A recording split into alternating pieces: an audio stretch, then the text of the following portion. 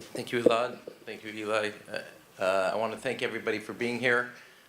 Some people back in Chicago do ask why a city with an abundance of water, it's the largest metropolitan center literally on the shores of one of the greatest bodies of fresh water in the world, would also team up with a country known for their scarcity, but also for their innovation. It brings a different perspective in that effort. But it was my decision as mayor, actually going back to something Elad mentioned.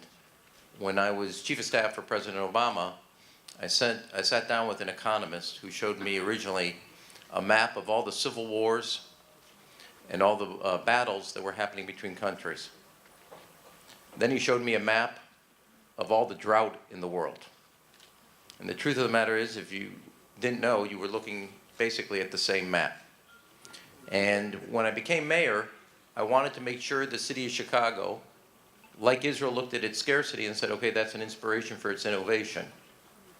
What was it that Chicago had that could bring to this discussion and position the city, a global city, a city that made, for my family 100 years ago, its home, that positioned Chicago to be a world leader like it has consistently been in technology, but to be a world leader in a subject that was only going to become more prominent. Now, it is my view that in the last 40 years of geopolitics, energy was a driving force.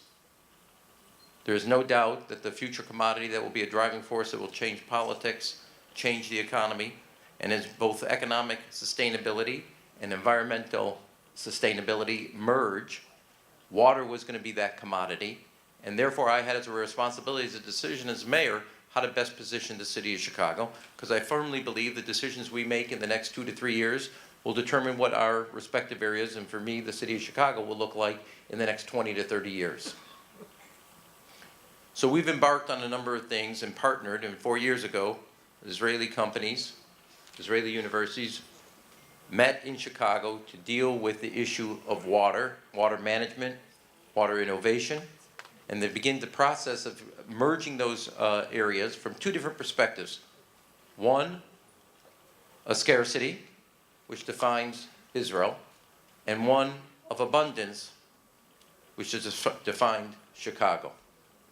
So we've done a couple things in the city of Chicago to prepare ourselves for the future, and not just prepare the people of the city of Chicago for the future, but to take advantage to advance our economic interests, job creation, but to do it in a sustainable and environmentally sensitive way. First and foremost, we've embarked in America on one of the largest water infrastructure investments in America. Every pipe in the city of Chicago that's 100 years or older, which is 1,000 miles, will be totally replaced. 700 miles of sewer, totally replaced. 167,000 catch basins, rebuilt. We have the 2 largest water treatment facilities and wastewater treatment facilities rebuilt and reconstructed. $7 billion capitalization, putting over 18,000 people in a decade to work rebuilding that infrastructure. When we are done, which will be in about 4 years, we'll, on a single year, save 2 years worth of residential water usage that we used to lose through pipes. A better management, and therefore through that investment, also gaining the technology and the knowledge that will help us become a leader in better water management. Second, the city of Chicago is home to more universities in America than any other city except for Boston. And with the delegation that we brought here to Israel, not every, but almost all the universities are represented, bringing the heads of their departments in water research. We had a meeting yesterday with the representatives of the universities across the state of Israel. I will say one thing about the conference.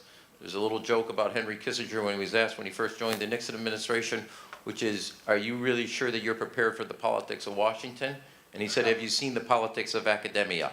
And therefore, I will just say to you, in that meeting yesterday, I have confidence we can get peace here in the Mideast. We brought all we had to bring all the universities of Chicago together, we had to make a trip to Israel. Sometimes I joke that we were going to bring together here the heartland of America with the Holy Land.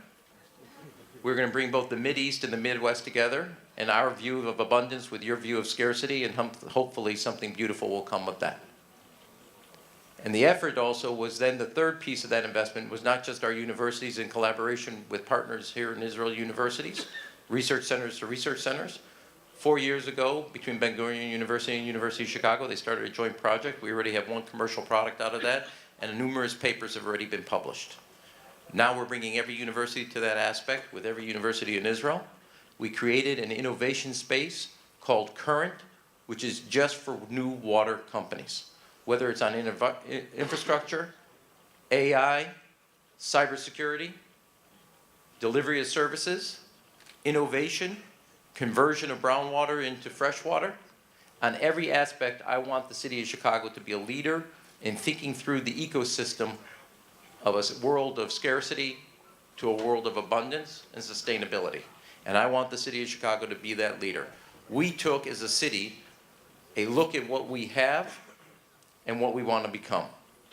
And then made that and invested in, whether it was on the academic side or the operational side, infrastructure side, I decided we were going to double down on those assets to make them into real global leaders.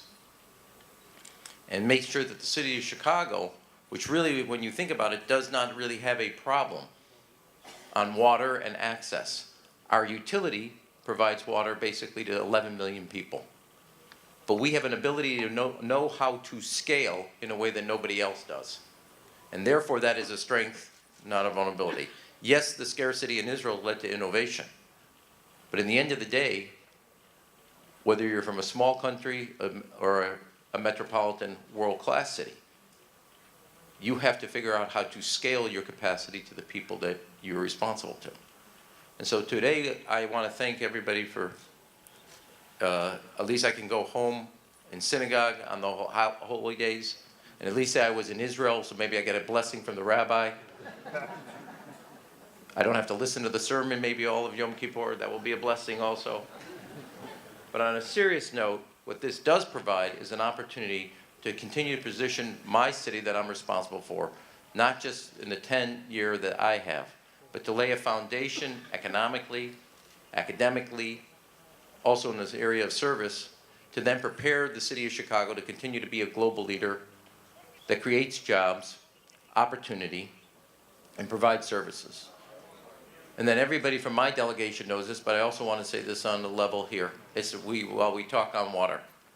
I happen to also think one of the most important things that we can do as mayors, and there is a growing, obviously, if you project over the next 20 years, 60+% of the world will live in cities. Today, the biggest challenge going forward, well, how to create that economic growth, not just in a sustainable way, but inclusive economic growth rather than exclusive economic growth. One of the challenges of technology is while it's a great enabler of solving problems, the economic opportunity it creates is limited rather than inclusive.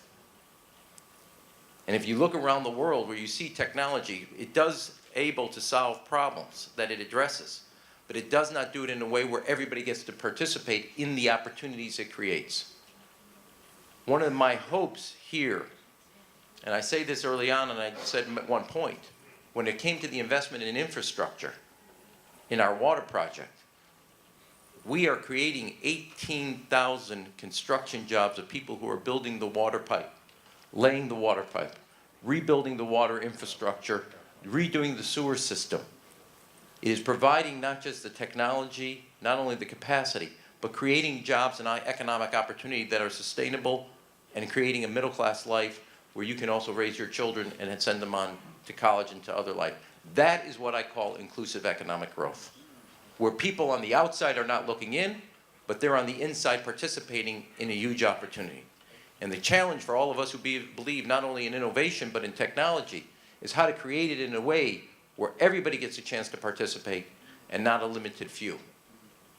So the scarcity of water, climate change, there are Americans who still believe in it.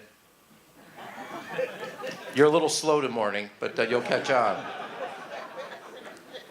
But it doesn't translate that well, but you got it after a while. But to take what is happening and all of us can see, today the issue of water accessibility that is on the periphery. We all know in this room that it will become front and center. In many places, that front and center is today. It is not true that it's today for Chicago.